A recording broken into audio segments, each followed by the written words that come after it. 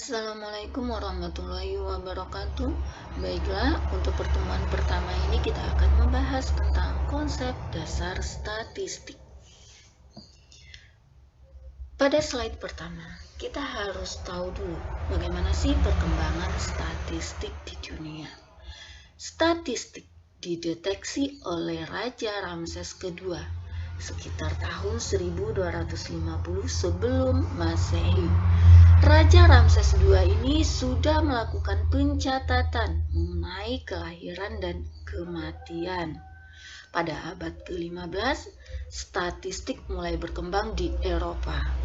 Sekitar tahun 1538, pada zaman Raja Henry ke-8, mereka juga melakukan pencatatan tentang peristiwa kesakitan dan kematian. Pada tahun 1603, Ground dan Petty ini menerbitkan mingguan berkala mengenai kehidupan yang ditemukan dalam masyarakat.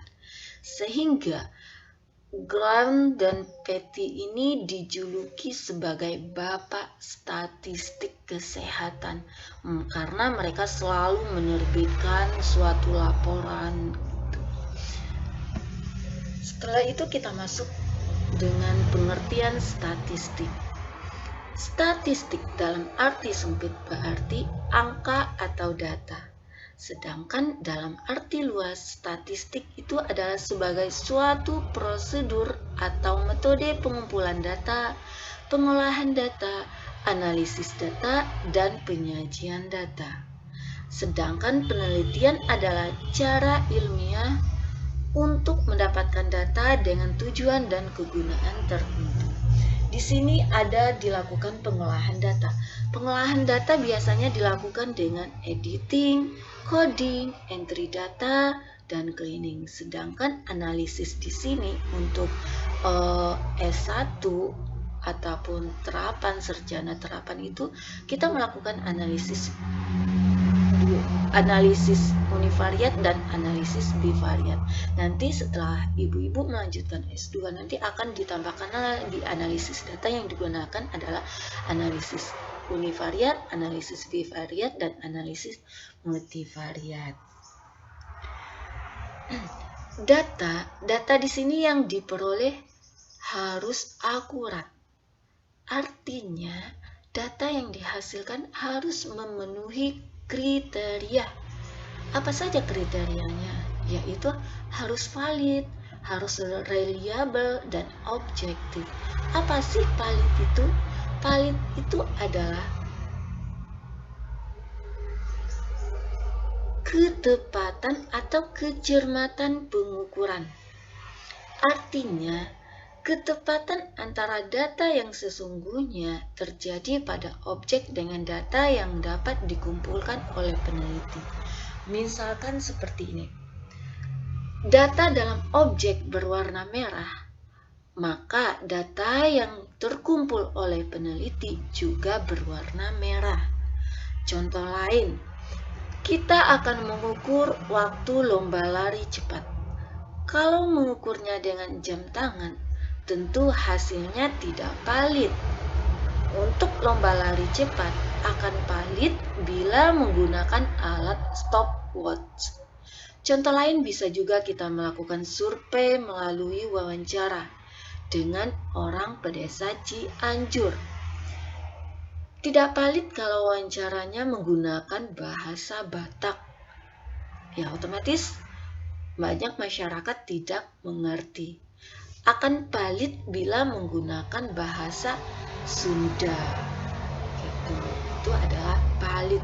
Kalau reliable ini gimana sih? Gitu. Reliable ini menunjukkan kekonsistensian pengukuran. Artinya, pengukuran diulang-ulang akan mendapatkan hasil yang sama. Misalkan data yang terkumpul dari objek kemarin berwarna hijau, maka sekarang atau besok juga masih tetap warna hijau. Jadi itu yang dikatakan reliable. Terus bagaimana dengan objektif? Objektif di sini menunjukkan derajat persamaan persepsi antar orang. Misalkan orang tertentu melihat banyak objek itu berwarna putih, maka orang lain pun akan menyatakan sama, tetap berwarna putih. Itulah objek, perbedaan antara valid, reliable, dan objek. Kita masuk ke ruang lingkup statistik. Ruang lingkup statistik di sini ada pengumpulan data, pengolahan data, pengambilan kesimpulan atau interpretasi. Tipe analisa data ini ada dua, ada deskriptif dan ada inferensi. Deskriptif di sini adalah menjelaskan dan menyimpulkan data secara deskripsi sederhana. Penyajian biasanya bisa dalam bentuk narasi, tabulasi, ataupun grafik. Sedangkan inferensi di sini penggunaan sampel data untuk memberi gambaran kesimpulan pada populasi yang lebih besar.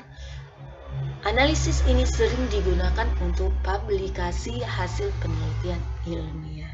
Peran statistik dalam penelitian ini dimulai dari tahap awal sampai dengan tahap akhir penelitian. Adapun perannya yang pertama yaitu alat untuk menghitung besarnya sampel yang akan diteliti. Yang kedua, alat untuk menguji validitas dan reliabilitas instrumen. Yang ketiga, alat untuk pengolahan data. Yang keempat, alat untuk analisis data. Yang kelima, alat untuk penyajian data.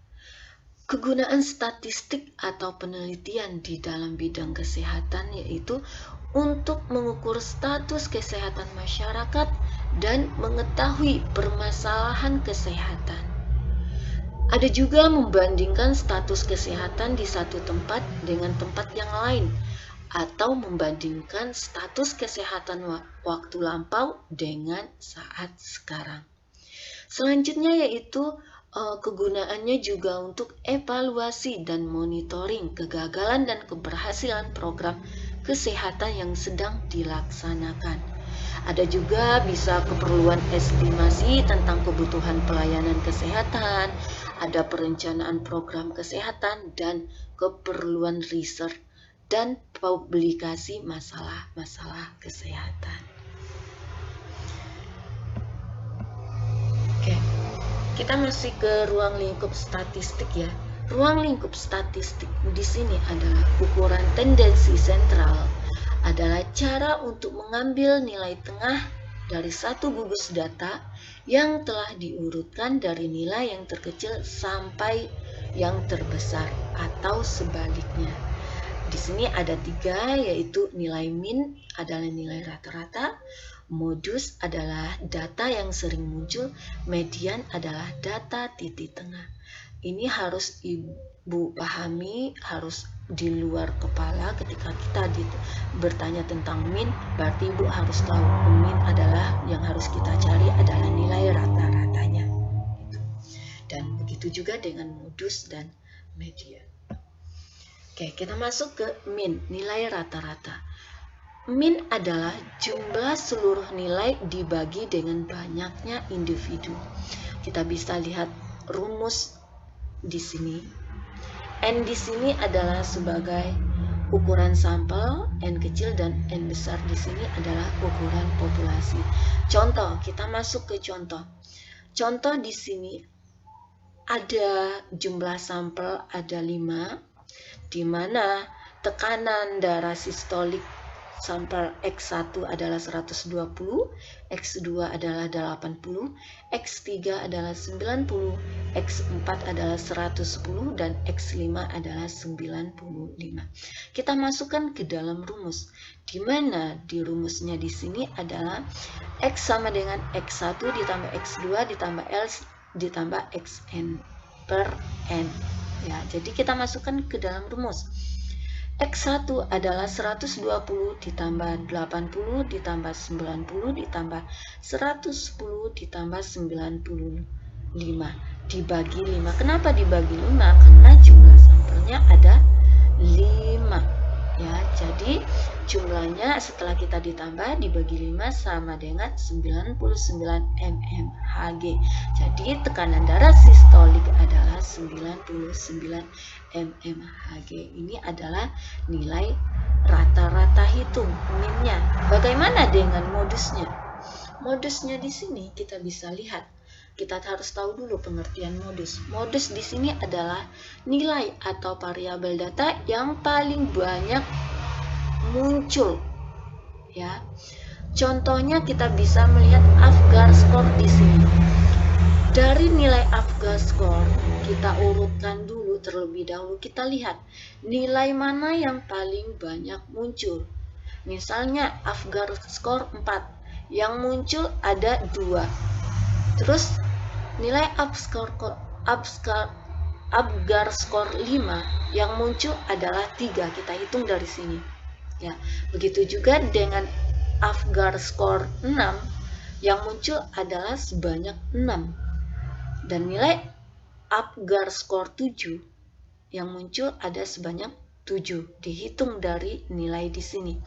Dan nilai Apgar score 8 yang muncul ada 9 dan nilai Apgar score 9 yang muncul sebanyak 3. Jadi nilai modus dari Apgar score di sini adalah 8, di mana nilai modus dari Apgar score adalah 8 yang dimiliki oleh 9 bayi. Jadi ada 9 bayi yang jumlah Apgar skornya 9, itulah nilai modusnya.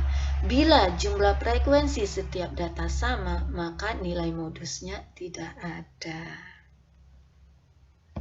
Oke, kita masuk ke nilai median. Nilai median di sini adalah nilai tengah data setelah data diurutkan. Jadi awalnya ini data diacak, ya. Setelah itu kita urutkan dari yang terkecil ke yang terbesar. Kita contohkan di sini. Jadi, median, ingatkan kembali, median ini adalah nilai tengah. Seandainya ada 5 sampel ibu, berarti mediannya adalah 95, ya. Kita lihat contoh di sini. Jika 120 ini dirubah, misalkan 120 ini kita rubah menjadi 200, mediannya itu tidak akan berubah, tetap 95. Tetapi jika nilai min akan berubah, ya. Seandainya nilai di sini ada 200, maka jika kita mencari nilai min, maka berubah menjadi 115. Oke, kita masuk. Jika besar sampel adalah genap, ya. Jika genap, bagaimana sih kalau sampel kita genap? Contohnya di sini. Ini adalah rumusnya. Jadi, Mi sama dengan N ditambah 1 dibagi 2. Median ditambah banyaknya pengamatan. Ya, misalkan kita ambil contoh. Data yang kita kumpulkan ada, ini genap ya, 3, ada 6. Banyaknya data ada 6. Dengan demikian, terletaknya pada urutan keberapa, gitu ya. Jadi kita masukkan ke dalam rumus. N ditambah 1 dibagi 2. Sama dengan jumlah sampelnya adalah 6 ditambah 1 dibagi 2. Jadi sama dengan 3,5. Berarti keberadaannya adalah di sini, di 10, ya. Ini artinya median terletak di tengah data urutan ke-10 dan ke-13. Di sini mediannya. Dengan demikian, nilai mediannya 10 ditambah 13 dibagi 2 sama dengan 11,5.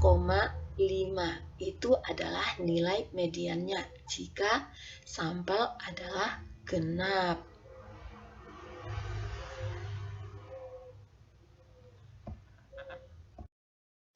Pengertian dan jenis data. Pengertian data. Data adalah sekumpulan informasi yang biasanya berbentuk angka yang dihasilkan dari pengukuran atau penghitungan. Jenis data di sini dibagi menjadi dua, yaitu data primer dan data sekunder. Data primer di sini adalah data yang didapatkan secara langsung dari responden. Misalnya wawancara, kita melakukan pengukuran, kita melakukan pengamatan, dan yang kedua adalah data sekunder. Data sekunder adalah data yang didapatkan secara tidak langsung dari responden. Misalkan kita melihat catatan rekam medik, terus kita melihat data-data di lembaga penelitian. Selanjutnya, data menurut sifatnya, yaitu ada kualitatif dan kuantitatif.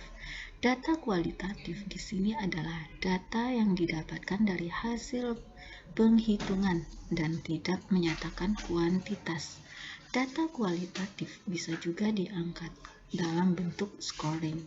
Sedangkan data kuantitatif adalah data yang berbentuk angka. Data ini dapat dikelompokkan lagi menjadi dua kelompok besar, yaitu data diskrit dan data kontinu. Tadi sudah saya jelaskan bahwa jenis data ada dua, dan kuantitatif dan kualitatif. Kuantitatif ini ada data diskrit dan ada data kontinu. Bagaimana sih data diskrit di sini? Data diskrit di sini adalah data yang diperoleh dari hasil menghitung atau membilang. Contohnya, kita bisa lihat di sini, kita bisa menghitung berapa jumlah mobil di tahun 2019. Dan sedangkan data kontinu di sini adalah data yang diperoleh dari hasil pengukuran, bukan dari penghitungan. Contohnya, kita mengukur tinggi badan, terus berat badan bayi, dan tekanan darah. Inilah yang membedakan antara data diskrit dan data kontinu. Terus kita masuk ke variabel data. Variabel adalah suatu yang mempunyai nilai dan dapat bervariasi seperti umur, jenis kelamin, golongan darah, dan lain-lain. Kita bisa lihat tabel berikut ini. Di sini adalah merupakan variabelnya, sedangkan ini adalah datanya. Contohnya usia. Usia Nyonya Brown 32 tahun, jenis kelamin perempuan, dan golongan darah adalah O. Sedangkan Tuan Patel ini usianya 24 tahun, jenis kelamin laki-laki, dan golongan darah O. Sedangkan Nona Amanda ini usianya 20 tahun, jenis kelamin perempuan, golongan darah A. Ini adalah yang dinamakan data, sedangkan yang berada di sisi kiri ini adalah variabelnya. Variabelnya ada usia, ada jenis kelamin, dan golongan darah. Kita masuk ke macam-macam variabel. Variabel di sini terdiri dari 5. Yang pertama ada variabel independen, ada variabel dependen, ada variabel moderator, ada variabel intervening, dan ada variabel kontrol. Kita masuk ke variabel independen. Apa sih pengertian dari variabel independen? Variabel independen ataupun variabel bebas adalah variabel yang mempengaruhi atau yang menjadi sebab perubahannya atau timbulnya variabel dependen. Sedangkan variabel dependen adalah atau variabel terikat adalah variabel yang dipengaruhi atau yang menjadi akibat. Terus ada variabel moderator. Moderator di sini adalah variabel yang mempengaruhi atau memperkuat hubungan antara variabel independen dan variabel dependen. Terus yang keempat itu ada variabel intervening. Apa itu variabel intervening? Yaitu variabel yang mempengaruhi hubungan antara variabel independen dengan variabel dependen, menjadi hubungan yang tidak langsung dan tidak dapat diamati dan diukur. Terus yang terakhir adalah variabel kontrol. Variabel kontrol di sini merupakan variabel yang dikendalikan atau dibuat konstan, sehingga hubungan variabel independen terhadap dependen tidak dipengaruhi oleh faktor luar yang tidak diteliti.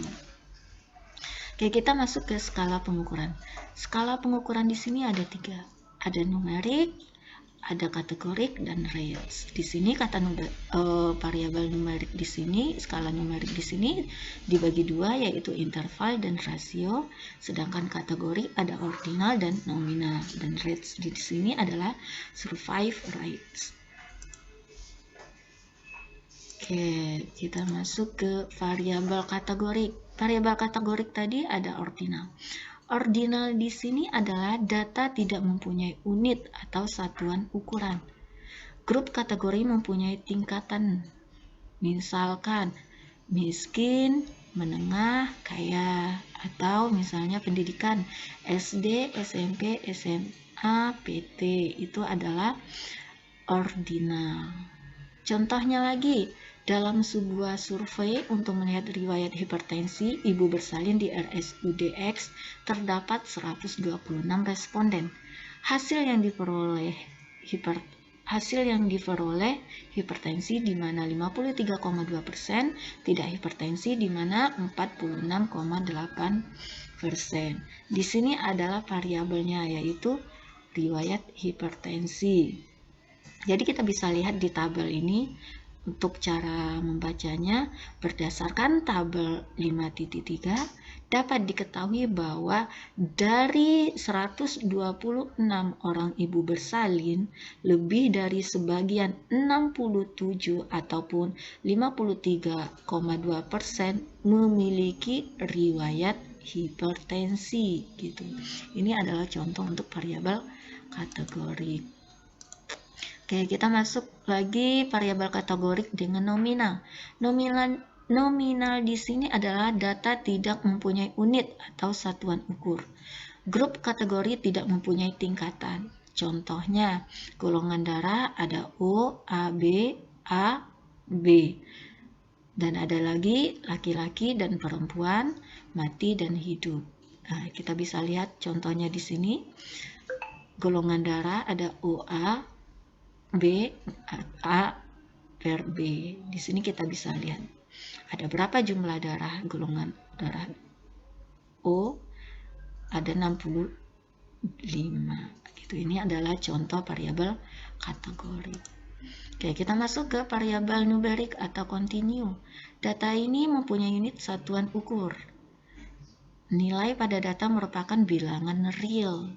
Ya, kita bisa lihat bagaimana untuk mengukur berat badan, tekanan darah, untuk melihat kolesterol darah. Gitu. Di sini kita bisa lihat dari Tuan P, berat badannya ada 80,63